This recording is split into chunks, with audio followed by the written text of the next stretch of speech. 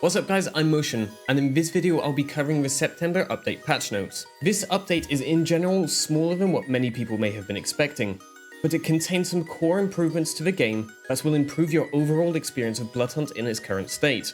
Some of these improvements include more upgrades to the anti-cheat with regular automatic ban waves, an overhauled in-game store consisting of 95 items, and a new take on the skill-based matchmaking. I want to cover that last one a little bit more, as it will have an important impact on how you're going to experience a game in the coming weeks and in the long term. Up until now, Bloodhunt has had a skill-based matchmaking system in place. However, the previous rating system was based on your placement in matches. This meant that if you regularly place in the top 10, for example, that would affect who you would face in future matches. What this basically means is that people who would avoid combat and place in the top 10 were likely to come across veteran players picking up 15 or more kills in a match, which is definitely not ideal. For this reason, they have now made changes to the matchmaking rating system, so it is based on the amount of player kills rather than placement in matches. Notice they specifically mention player kills. This is an important choice of words, as they have recently confirmed that bots will be coming to Bloodhunt to help with queue times, especially in less populated regions.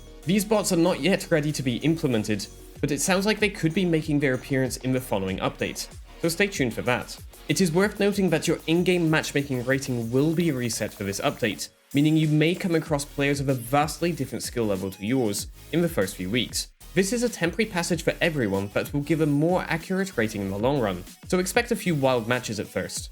Weapon balancing has had another very light pass in this update, with the previous buffs to the burst rifle being reverted, and the crossbow gas damage receiving a small buff going from 16 damage per second to 20. These changes won't make much of a difference to gameplay, but it should mean that it will be a little bit harder to achieve the burst rifle's full potential at any kind of range, and the crossbow will be slightly better at being smelly. You can find all the details in my weapons stat sheet, linked below.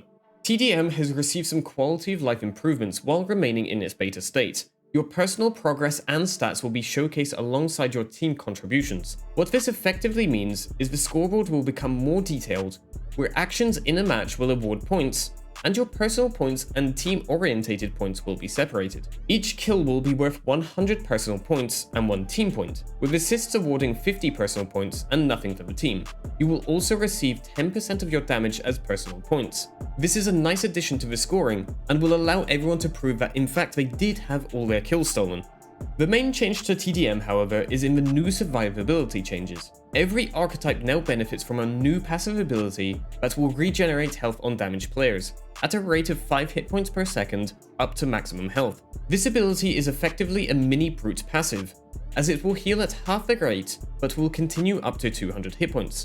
This is not a nerf to brute or sanguine, as the effects will stack. The idea is to give you more time participating in fights, and spending less time hiding while you wait for your heals to kick in. Blood bags have also been scrapped in favor of syringes, as you rarely had time to use them anyway. This may even have a good effect on your chances to find a weapon that isn't terrible from one of the spawn points. These changes aim to keep TDM as fun and dynamic as possible. The September update also includes a smaller 30-tier Noir Pass, which includes 4 legendary outfits, 11 vanity items, and 2 new emotes, at a reduced cost of 500 in-game credits.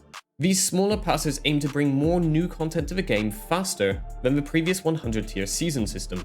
Some other notable additions and fixes include an option to toggle or hold crouch for controllers, with improvements to how the toggled version works, an increase to 25 in the maximum archetype mastery levels, with new icons and challenges available, a 5-second cooldown on dead teammates' revive pings, a fix to a bug causing long matchmaking times, a fix to the sound bug where you heard other players' gunshots, and Vandal's Slam no longer targets the wrong area when used very close or very far away from the enemy player.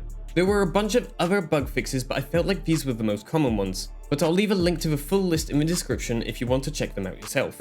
They also mentioned that the bugged quests are being worked on, but no solution has yet been found. I really hope to see the timed quest return once fixed, so that everyone can grab the rewards tied to them. I will be covering the new additions and changes both here and live on Twitch in the coming days. In the meantime, make sure you check out my first spectating solos game, where we find an 18 KD player who messes up in the endgame, or a 16 kill solo win with Siren.